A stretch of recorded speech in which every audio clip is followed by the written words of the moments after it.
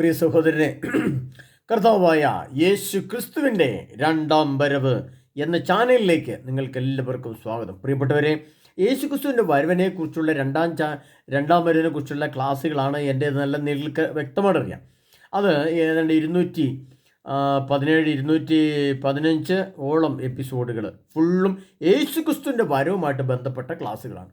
മറ്റു വിശേഷങ്ങളൊന്നും എനിക്ക് നിങ്ങളോട് പറയാനില്ല. കാരണം അതിൻ്റെ വ്യക്തമായ ഒരു കാരണം നിങ്ങളോട് പറയുന്നത്, വെളിപാട് ഗ്രന്ഥത്തെ ആസ്പദമാക്കിയ വെളിപാടിൻ്റെ വെളിപ്പെടുത്തലുകൾ എന്ന ക്ലാസ് 30-31 എപ്പിസോഡുകൾ നിങ്ങൾ കേട്ടെങ്കിൽ, ഇപ്പോൾ നിങ്ങൾ അതിൽ തന്നെ ഒരു വ്യക്തമായ സൂചന കുറച്ചുകൂടി തന്ന് സംസാരിക്കാൻ വേണ്ടിയിട്ടാണ് ഞാൻ ഈ വെളിപാട് ഗ്രന്ഥത്തിലെ, പ്രത്യേകിച്ചും ചിലർ കമൻറ്റ് ചോദിക്കുകയും ചെയ്തു, വെളിപാടിൻ്റെ 6 മുദ്രകളെക്കുറിച്ച് സംസാരിക്കാമെന്ന് ചോദിക്കുകയും ചെയ്തു. അത് ചോദിച്ചുകൊണ്ട് മാത്രമല്ല, അതിനകത്ത് ഏറ്റവും വലിയ പ്രശ്നം എന്ന് പറയുന്നത്, ഇപ്പോൾ മുദ്ര പൊട്ടാൻ സമയമായി വരുന്നു. പ്രിയ സഹോദരരെ, നിങ്ങൾ കേട്ടിട്ടുണ്ടാവും, ഗൾഫ് മേഖലയിലെ പ്രശ്നങ്ങൾ രൂക്ഷമായി മുന്നോട്ട് പോവുകയാണ്. വളരെ ഗുരുതരമായ അവസ്ഥയിലേക്ക് പോകണം. ഒരിക്കലും ഇനിയുള്ള കാലഘട്ടം, ഈ 2025 മുതൽ മേലേക്കുള്ള കാലഘട്ടങ്ങളിൽ ശാന്തിയുടെ അല്ലെങ്കിൽ യുദ്ധമില്ലാത്ത അവസ്ഥയുടെ ഒരു പശ്ചാത്തലം ഇനി രൂപം പ്രാപിക്കുമെന്ന് നമ്മൾ ആരും ചിന്തിക്കരുത്. അതതിൻ്റെ മറ്റു തലത്തിലേക്ക്, യുദ്ധം മറ്റൊരു തലത്തിലേക്ക് പ്രവേശിക്കുകയുള്ളൂ. യുദ്ധം രൂക്ഷമാവുകയുള്ളൂ. യുദ്ധത്തിൻ്റെ തലങ്ങൾ കൂടിക്കൂടി വരും. അങ്ങനെ കൂടിക്കൂടി വരുമ്പോൾ എന്ത് സംഭവിക്കും എന്ന് വളരെ വ്യക്തമായി 2000 വർഷങ്ങൾക്ക് മുമ്പ് പരമപരിശുദ്ധനും സർവശക്തനും നിത്യപ്രകാശവും നിത്യജീവൻ്റെ ഉടമസ്ഥനുമായ പരിശുദ്ധാത്മാവ് അഥവാ യേശു തന്നെ വ്യക്തമായിട്ട് എഴുതി ഉള്ള വചനമാണ് വെളിപാടിൻ്റെ പുസ്തകം 6-ാം അധ്യായം 6 മുദ്രകൾ തുറക്കുന്നു എന്ന്. പ്രിയപ്പെട്ടവരെ, ഇവിടെ നമ്മളത് ജസ്റ്റ് ഒന്ന് വായിക്കുമ്പോൾ തന്നെ മനസ്സിലാവും. കുഞ്ഞാട് ആ 7 മുദ്രകളിൽ ഒന്ന് തുറന്നപ്പോൾ ഞാൻ നോക്കി, ആ 4 ജീവികളിൽ ഒന്ന് ഇടിനാദമുള്ള സ്വരത്തിൽ വരിക എന്ന് പറഞ്ഞ് ഞാൻ കേട്ടു. ഞാനൊരു വെള്ളക്കുതിരയെ കണ്ടു. അതിൻ്റെ പുറത്ത് വില്ലുമായിരിക്കുന്ന ഒരുവൻ, അവനൊരു കിരീടം നൽകപ്പെട്ടു. വിജയത്തിൽ നിന്ന് വിജയത്തിലേക്ക് അവൻ ജൈത്രയാത്ര ആരംഭിച്ചു. ഇതാണ് ആദ്യത്തെ തുടക്കം. പ്രിയപ്പെട്ടവരെ, ഇവിടെ നമ്മൾ ശ്രദ്ധിക്കേണ്ട ചില കാര്യങ്ങൾ, ആ 7 മുദ്രകളെക്കുറിച്ച് പറയുന്നു. ആ 7 മുദ്ര എന്ന് പറയുന്നത്, ആ മുദ്രയിൽ തന്നെ ഒരു മുദ്രയെക്കുറിച്ചാണ് പറയുന്നത്. 7 മുദ്രകളിൽ ഒരു മുദ്ര. അപ്പം പറഞ്ഞത് എന്താണ്? ഞാനൊരു വെള്ളക്കുതിരയെ കണ്ടു എന്നാണ്. പ്രിയപ്പെട്ടവരെ, വെള്ളക്കുതിരയ്ക്ക് 2 അർത്ഥം വെച്ച് നമ്മൾ പഠിക്കണം. അങ്ങനെയാണെങ്കിൽ ഈ 2025 അർത്ഥം നമുക്ക് മനസ്സിലാവുള്ളൂ. പഴയ കാലഘട്ടങ്ങളിൽ നമുക്കറിയാം, ഏകദേശം ഒരു 1000 വർഷങ്ങൾക്ക് മുമ്പ് ഏറ്റവും സ്പീഡിൽ പായുന്ന ഒരു വാഹനം എന്ന നിലയിൽ, പ്രത്യേകിച്ച് യുദ്ധരംഗത്ത് ഉപയോഗിച്ചുകൊണ്ടിരിക്കുന്നത് കുതിരകളാണ്. അത് വെള്ളക്കുതിരയുണ്ട്, ചുമന്ന കുതിര ഉണ്ടാവും, കറുത്ത കുതിരയുണ്ട്, പുള്ളിക്കുതിര ഉണ്ടാവും, പല വിധത്തിലുള്ള കുതിര ഉണ്ടാവും. അപ്പോൾ അത് വെള്ളക്കുതിര അർത്ഥമാക്കുന്നത് രാജാവിൻ്റെ കുതിര, രാജകീയ കുതിര, ശക്തിയുള്ള കുതിര, ആധിപത്യമുള്ള കുതിര, അവൻ വലിയ വലിയ വലിയ മഹത്വമുള്ള കുതിര എന്നൊക്കെയാണ് ആ വെള്ളക്കുതിര. അപ്പോൾ വെള്ളക്കുതിരയെ കണ്ടു എന്ന് പറയുന്നു. അതിൻ്റെ പുറത്തുമാവില്ല. അപ്പം വെള്ളക്കുതിര എന്ന് പറയുമ്പോൾ അന്നത്തെ അർത്ഥമല്ല ഇന്നത്തെ അർത്ഥം. അത് ഞാൻ ഇതിനു മുമ്പ് പറഞ്ഞിട്ടുണ്ട്. നമ്മൾ മനസ്സിലാക്കേണ്ടത് കാലഘട്ടത്തിനനുസരിച്ച് മാറും എന്നുള്ളതല്ല, മറിച്ച് ദൈവം അർത്ഥമാക്കുന്ന വചനത്തിൻ്റെ ആഴങ്ങളെ നമുക്ക് കിട്ടണമെങ്കിൽ ഈ പശ്ചാത്തലങ്ങളെ മനസ്സിലാക്കി സംസാരിക്കണം. നമുക്കറിയാം, ഇന്ന് കുതിരകളെ ഉപയോഗിച്ചല്ല യുദ്ധം ചെയ്യുന്നത്. അന്ന് കുതിരപ്പുറത്ത് കുതിരകൾ ഇരുന്നിട്ട് ശക്തമായിട്ട് ഓടി നടന്നിട്ട് വെട്ടി കുത്തിയൊക്കെയാണ് അന്ന് യുദ്ധം നടന്നിരുന്നത്. പ്രിയപ്പെട്ടവരെ, അന്നത്തെ കുതിര എന്നത് ആ കുതിരയായിരുന്നെങ്കിൽ, 4 കാലുള്ള കുതിരയായിരുന്നെങ്കിൽ, ഇന്ന് കുതിര എന്ന് പറയുന്നത്, വെള്ളക്കുതിര എന്ന് പറയുന്നത് നമ്മൾ മനസ്സിലാക്കേണ്ടത് ഇസ്രായേൽ എന്ന ദേശത്തെയാണ്. ഇസ്രായേൽ തന്നെ രണ്ടാമത്തെ വെള്ളക്കുതിര, വെള്ള ധവള വസ്ത്രധാരി, ശക്തിയുള്ളവൻ, വിശുദ്ധിയുള്ളവൻ, കുതിരയുടെ ശക്തിയുള്ളവൻ, അജയ്യൻ, തോൽപ്പിക്കാൻ കഴിയാത്തവൻ എന്നുള്ള ഒരേ ഒരു വ്യക്തിയാണ്. അത് 1 ഇസ്രായേലാണ്, 2 യേശു ക്രിസ്തുവാണ്. ഈ 2 വെള്ളക്കുതിരകളെ നമ്മൾ മനസ്സിൽ ചിന്തിച്ചുകൊണ്ട് വെക്കുമ്പോഴാണ് നമുക്ക് ഇന്നത്തെ അർത്ഥം മനസ്സിലാകുന്നത്. നമുക്കറിയാം, ഇന്ന് കുതിരയുടെ സ്ഥാനത്ത് നമുക്ക് എന്താണുള്ളത്? ഒന്ന് വേഗത്തിൽ പോകണം, മറ്റൊന്ന് കുതിരയെ പോലെ ചാടുകയും മുന്നോട്ട് കുതിക്കുകയും യുദ്ധത്തിനായിട്ട് ഉപയോഗിക്കുകയും ചെയ്യണം. അപ്പോൾ ഇന്നത് ഉപയോഗിക്കുന്നത് മിസൈലുകൾ എന്നാണ്, ഏറ്റവും വേഗതയുള്ള വാഹനം എന്ന അർത്ഥത്തിൽ നമ്മൾ പഠിക്കണം, മിസൈലുകൾ. അപ്പോൾ വെള്ളക്കുതിര എന്ന് പറഞ്ഞാൽ ഇസ്രായേൽ എന്ന രാഷ്ട്രത്തിൻ്റെ ആണവ ആയുധങ്ങൾ എന്നാണ് അതിനർത്ഥം. അതിൻ്റെ പുറത്ത് അതിനെ നയിക്കുന്നത് ആരാണ്? യേശു ക്രിസ്തുവാണ്. യേശു ക്രിസ്തുവാണ് അതിൻ്റെ രാജാവ്. യേശു ക്രിസ്തുവിൻ്റെ ശിരസിലാണ് എന്തിരിക്കുന്നത്? അതിൻ്റെ കിരീടം ഇരിക്കുന്നത്. കിരീടം എന്ന് പറയാം, കിരീടം എന്ന് പറഞ്ഞാൽ രാജാവാണ്, രാജാവിൻ്റെ ശിരസിലാണ് കിരീടം. അവൻ അജയ്യനാണ് എന്ന് പറഞ്ഞാൽ തോൽക്കാത്തവനാണ്, വിജയിക്കുന്നവനാണ്. അതിൻ്റെ പുറത്ത് വില്ലുമായിരിക്കുന്നത്. വില്ല് എന്ന് പറയുമ്പോൾ എന്താണ് വില്ല്? പഴയ കാലത്ത് നമുക്കറിയാം അമ്പും വില്ലും ഉപയോഗിച്ച്. അമ്പ് ഇങ്ങനെ വളഞ്ഞ് ഇങ്ങനെ പിടിക്കും, വില്ലിങ്ങനെ വളഞ്ഞിരിക്കും, അമ്പ് ഇങ്ങനെ പോയി തറയ്ക്കും. ഇന്ന് അതേ സ്ഥാനത്ത് നമുക്കറിയാം അമ്പും വില്ല് ഉപയോഗിച്ചാണോ യുദ്ധം ചെയ്യുന്നത്? അല്ല. അതായത് മിസൈൽ ലോഞ്ചറുകൾ, അതായത് നമുക്കറിയാം വലിയ ആണവായുധങ്ങൾ ബഹിരാകാശത്തേക്ക് പറന്നുപോയി അത് ലക്ഷ്യസ്ഥാനത്ത് എത്തുന്ന സംവിധാനത്തെ മിസൈൽ ലോഞ്ചറുകൾ എന്ന് പറയും. അതിൻ്റെ ആൻറ്റി മിസൈൽ സംവിധാനങ്ങൾ, അതിൻ്റെ പുറത്ത് വില്ലുമായിരിക്കുന്നത് എന്ന് പറഞ്ഞാൽ ഇസ്രായേൽ രാഷ്ട്രത്തിൻ്റെ തലപ്പത്ത് ഒന്ന് സർവശക്തനായ യേശുക്രിസ്തു ഇരിക്കുന്നു, രണ്ട് ഇസ്രായേൽ എന്ന രാഷ്ട്രം, യേശുക്രിസ്തു ഭരിക്കുന്ന, യേശുക്രിസ്തു നയിക്കുന്ന, അതായത് ഇന്നത്തെ വേറൊരു ഭാഷ പറഞ്ഞാൽ ദൈവം നയിക്കുന്ന രാജ്യം, ദൈവം നയിക്കുന്ന ശക്തി അത് ഇസ്രായേൽ എന്ന രാഷ്ട്രത്തിനുണ്ട്. അവനൊരു കിരീടം നൽകപ്പെട്ടു. അത് ഇപ്പം തന്നെ നമ്മൾ വെറുതെ സാമാന്യ രീതിയിൽ ചിന്തിച്ചാൽ മതി, നമുക്ക് മനസ്സിലാകും. ഇപ്പോൾ അറബ് രാഷ്ട്രങ്ങളൊക്കെ പലതും പറയുന്നുണ്ടെങ്കിലും ഇസ്രായേൽ എന്ന രാഷ്ട്രത്തെ ആക്രമിക്കാനോ തകർക്കാനോ ആരും തയ്യാറാകുന്നില്ല. അതിൻ്റെ കാരണം വെച്ചാൽ ഇസ്രായേൽ എന്ന രാജ്യം നയിക്കുന്നത് ദൈവത്തിൻ്റെ കീഴിലുള്ള രാജ്യമാണെന്നും യഹൂദ രാഷ്ട്രം ഭൂമിയിൽ ഒന്നേ ഉള്ളൂ എന്നും ആ യഹൂദ രാഷ്ട്രത്തിൽ ഹീബ്രു ഭാഷ ഒരേ ഒരു രാഷ്ട്രത്തിൽ മാത്രമേ ഉള്ളൂ എന്നും ആ യഹൂദരം ഹീബ്രു ഭാഷയിലാണ് ദൈവവചനം എഴുതപ്പെട്ടതെന്നും ഈ ലോകത്തിന് മുഴുവൻ അറിയാം. അതാണ് ഒന്നാമത്തെ രഹസ്യം. പ്രിയപ്പെട്ടവരെ, മറ്റ് ഭാഷകളിലൊക്കെ പിന്നീട് അതിന് പരിവർത്തനം വന്നാണ്, രൂപാന്തരണം നടത്തി ഇംഗ്ലീഷിലേക്ക്, ഹീബ്രുവിൽ നിന്ന് ലത്തീനിലേക്ക്, ഗ്രീക്കിലേക്ക്, അരമായ ഭാഷയിലേക്ക്, ഹെബ്രായ ഭാഷയിലേക്ക് ഒക്കെ ഈ ഹീബ്രു മൂലം, പിതാവായ ദൈവത്തിൻ്റെ ആത്മാ പ്രവാചകമാണ് ഹീബ്രു മൂലത്തിലാണ് അവർ എഴുതി വെച്ചത്. ഹീബ്രു മൂലം അതായത് ഇസ്രായേൽക്കാർ എന്ന ജനത്തോട് അവരുടെ ഭാഷയിൽ ദൈവം സംസാരിച്ചത് അവരുടെ ഭാഷയിൽ തന്നെ അവർ എഴുതി വെച്ചു. അതാണ് ഹീബ്രു മൂലത്തിലുള്ള ഇന്നത്തെ അവരുടെ പഴയ നിയമഗ്രന്ഥം എന്ന് പറയുന്നത്. ആ പഴയ നിയമഗ്രന്ഥത്തിൽ ആസ്പദമാക്കി പറഞ്ഞ ദൈവത്തിൻ്റെ ശക്തിയുള്ള ഏകരാഷ്ട്രം അത് ഇസ്രായേൽ മാത്രമേ ഉള്ളൂ. മറ്റൊരു രാഷ്ട്രത്തും യഹൂദ സംസ്കാരമോ അല്ലെങ്കിൽ ഹീബ്രു മൂലമോ ഇല്ല. അപ്പോൾ അജയനായ രാജാവ്, അജയമായ കുതിര എന്ന് പറയുന്നത് ഇസ്രായേലിനെ കുറിച്ചാണ്. ഇനി അവിടെ തന്നെ ഇരിക്കുന്ന മറ്റൊരു കാര്യം നൽകപ്പെട്ടു.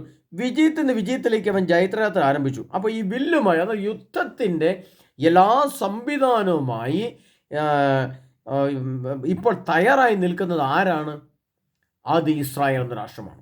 അപ്പോൾ ഒന്നാമത്തെ മുദ്ര തുറക്കുക എന്ന് പറഞ്ഞാൽ ഇസ്രായേലിൻ്റെ യഥാർത്ഥ ആണവ മിസൈലുകളോ ഇസ്രായേലിൻ്റെ കയ്യിലുള്ള മറ്റ് വലിയ മിസൈലുകളോ ഒന്നും ഇതുവരെ ഇസ്രായേൽ എടുത്തിട്ടില്ല. ഇസ്രായേൽ അത് തുറന്നിട്ടില്ല. ഇസ്രായേലിൻ്റെ യഥാർത്ഥ ശക്തി ആരും കണ്ടിട്ടില്ല. ഇസ്രായേൽ ഒരിക്കൽ ബെഞ്ചമിൻ നെതന്യാഹു പറഞ്ഞത് നിങ്ങൾ കേട്ടുവേണം, വാർത്തയിൽ പറഞ്ഞതാണ്, ഞങ്ങൾ വേണ്ടി വന്ന ലോകത്തെ മുഴുവൻ രാഷ്ട്രത്തോട് ഞങ്ങൾ യുദ്ധം ചെയ്യുമെന്നൊരു വാക്ക് അദ്ദേഹം പറഞ്ഞു. എവിടുന്നാണ് അദ്ദേഹത്തിന് ഈ ശക്തി ലഭിച്ചത്? എവിടുന്നാണ് ഇത് പറയാൻ കഴിയുക? അതായത് പ്രിയ സഹോദരങ്ങളെ, ലോകത്തിലെ എല്ലാ രാഷ്ട്രങ്ങളും യുദ്ധം ചെയ്യാൻ ശക്തി വേണമെന്ന് പറഞ്ഞാൽ അത്രമാത്രം ആത്മധൈര്യവും ശക്തിയും അതിൻ്റെ സംവിധാനങ്ങൾ വേണം. അതിൻ്റെ സംവിധാനങ്ങളില്ലെങ്കിൽ ആർക്കും ഒന്നും ചെയ്യാൻ പറ്റില്ല. അതിൻ്റെ സംവിധാനത്തെക്കുറിച്ച് നമ്മൾ അല്പം ഒന്ന് മനസ്സിലാക്കണമെങ്കിൽ ജോയൽ പ്രവാചകന്റെ പുസ്തകം 2-ാം അധ്യായം 31 നമ്മൾ പഠിക്കണം. ജോയൽ പ്രവാചകന്റെ പുസ്തകം 2-ാം അധ്യായം അതിൻ്റെ 31-ാം തിരുവചനത്തിൽ കർത്താവ് എഴുതി വെച്ചിരിക്കുന്നത് എന്താണെന്ന് നമുക്ക് മനസ്സിലാവും. രക്തവും അഗ്നിയും ധൂപമടലും കർത്താവിൻ്റെ മഹത്വം ഭയാനകമായ ദിനം ആഗതമാതിനു മുമ്പ് സൂര്യൻ അന്ധകാരമായും ചന്ദ്രൻ രക്തമായും മാറും. അപ്പോൾ അതിന് മാറണമെങ്കിൽ അതിൻ്റെ സംവിധാനം വേണം. അതായത് അതിനെപ്പറ്റി കുറച്ച് രണ്ടാമത്തെ മുദ്രയെപ്പറ്റി ഞാൻ പറയുമ്പോൾ വേറൊരു കാര്യം പറഞ്ഞാൽ, പ്രിയപ്പെട്ടവരെ, ഈ അടയാളം രക്തം ഭൂമിയിലുണ്ടാവണം, ധൂപപടലം ഉണ്ടാകണം, അതിൻ്റെ ഭവിഷ്യത്തുള്ള ലോകത്തുണ്ടാവണം. അത് എല്ലായിടത്തും ഉണ്ടാവണം എന്നുള്ളതാണ്. അല്ലാതെ ഇപ്പോൾ ഏതെങ്കിലും രാഷ്ട്രത്തിൻ്റെ മേലെ ഇട്ടെന്നുള്ളതല്ല. കാരണം ഇസ്രായേലിനോട് യുദ്ധം ചെയ്യാൻ മറ്റു രാഷ്ട്രങ്ങൾ വരും, മറ്റു രാഷ്ട്രങ്ങളോട് യുദ്ധം ചെയ്യാൻ ഇസ്രായേൽ തയ്യാറാവും. അപ്പോൾ ഭൂമിയിൽ എല്ലാവരും അടച്ച് സീൽ ചെയ്ത് വെച്ചിരിക്കുന്ന, മുദ്ര ചെയ്ത് വെച്ചിരിക്കുന്ന ആയുധങ്ങൾ പുറത്തെടുക്കും, അമ്പും വില്ലും പുറത്തെടുക്കുമെന്നാണ് അതിൻ്റെ അർത്ഥം. അതായത് ഇപ്പോൾ നമ്മൾ വാർത്തകൾ കേൾക്കുന്നത് ഇറാന് ഭൂമിക്കടിയിൽ വലിയ മിസൈലുകൾ, ആണവ മിസൈലുകളൊക്കെ ഇങ്ങനെ സൂക്ഷിച്ച് മുദ്ര ചെയ്ത് വെച്ചിട്ടുണ്ട്. അത് ഉള്ളിലാണ്, ആർക്കും അറിയത്തില്ല. അവരത് പറയണം ഞങ്ങൾക്ക് ഇന്ന ആയുധങ്ങൾ ഭൂമിക്കടിയിലുണ്ട് എന്ന് വേണം. അപ്പോൾ അത് മുദ്ര ചെയ്തതിന് വാതിലടച്ച് ഭദ്രമാക്കി വെച്ച് അത് തുറന്ന് അവർ പുറത്തേക്ക് ഇടും. അതേപോലെ മറ്റ് രാഷ്ട്രങ്ങൾ എടുക്കും. അങ്ങനെ ലോകത്തിൻ്റെ എല്ലാ ഭാഗത്തും ഒരേ സൈസ് മിസൈലുകൾ എടുക്കുകയും അത് ലോകത്തിൻ്റെ എല്ലാ ഭാഗത്തേക്കും ഇടുകയും ചെയ്യുമ്പോൾ എന്ത് സംഭവിക്കും? വലിയ ആണവ ആയുധങ്ങൾ എടുത്തുള്ള ആ യുദ്ധം വരുന്നതിനാണ് ഒന്നാമത്തെ മുദ്ര പൊട്ടിച്ച് തുടങ്ങുക എന്ന് പറയുന്നത്.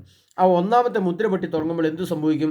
അത് ഈ ആറാമത്തെ മുദ്ര, 7 മുദ്രകളിൽ ഒന്നാമത്തെ മുദ്ര പൊട്ടുന്നതായിട്ട് ലോകത്ത് വരും.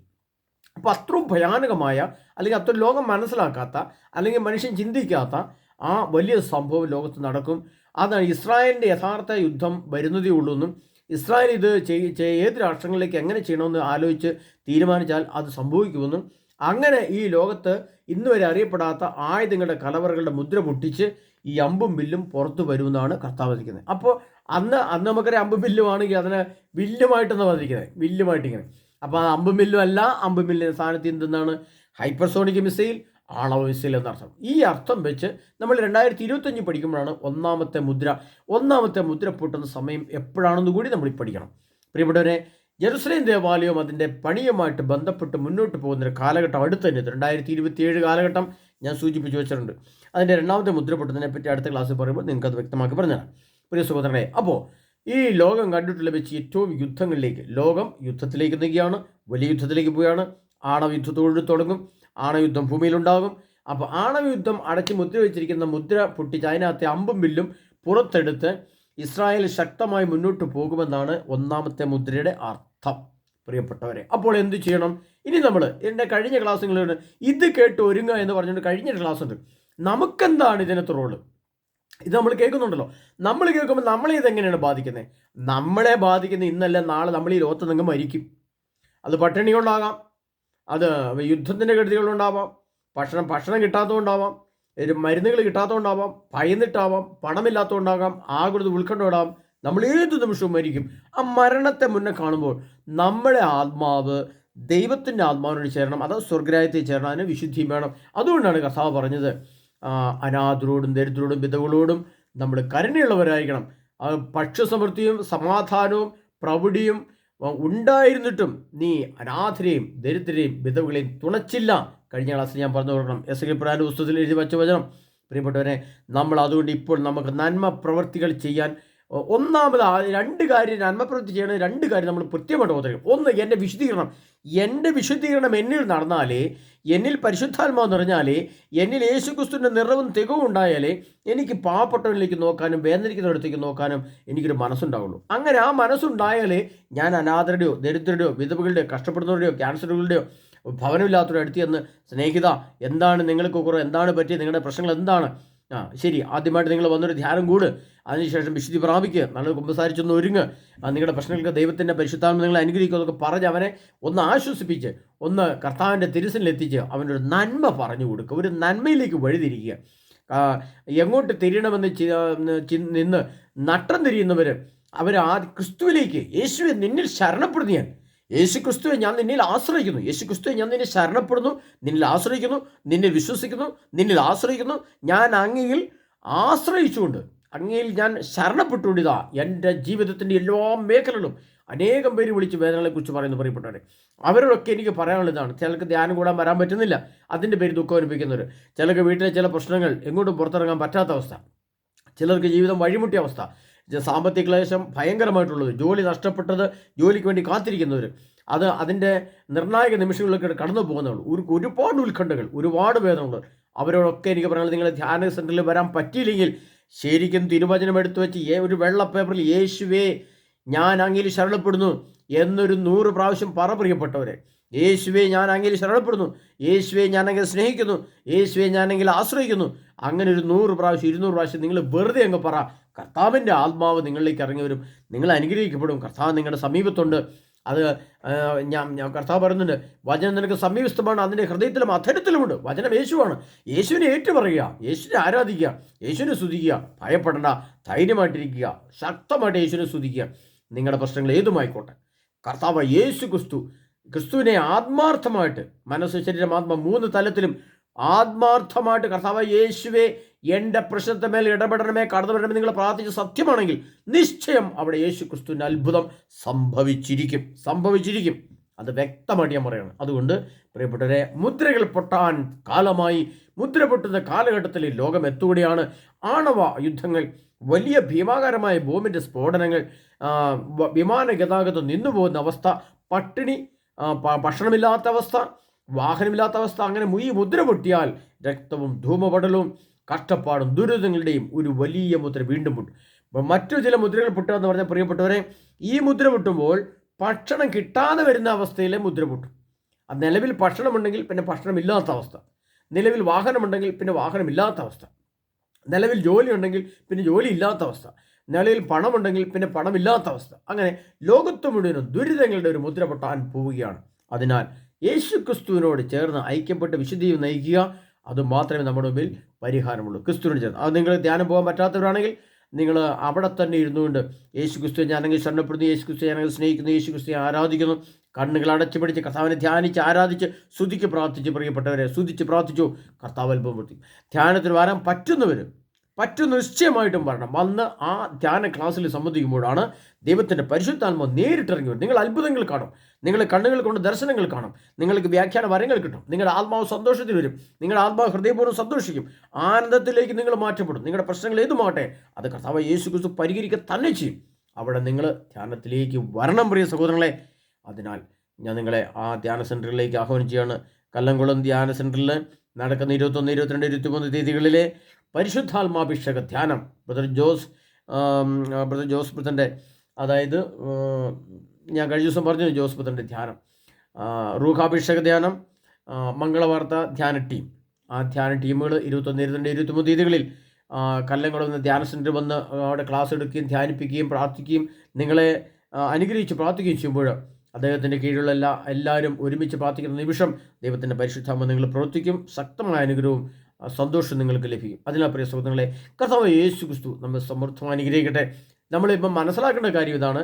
മുദ്ര പൊട്ടാൻ ദൈവം അടക്കി വെച്ചിരിക്കുന്ന, ദൈവം സീൽ ചെയ്ത് മുദ്ര വെച്ചിരിക്കുന്ന പല മുദ്രകളും പൊട്ടുന്ന കാലഘട്ടത്തിലേക്ക് നമ്മൾ എത്തി. ഇവിടെ നമ്മൾ നിശ്ചയം വിശുദ്ധി പ്രാപിച്ചേ പറ്റൂ, നിശ്ചയം നമ്മൾ യേശുവിൽ നിദ്ര പ്രാപിച്ചേ പറ്റൂ, നിശ്ചയം കർത്താവോട് ചേർന്ന് നിന്നേ പറ്റൂ. ഇല്ലെങ്കിൽ നമ്മൾ പരാജയപ്പെട്ടു പോകും.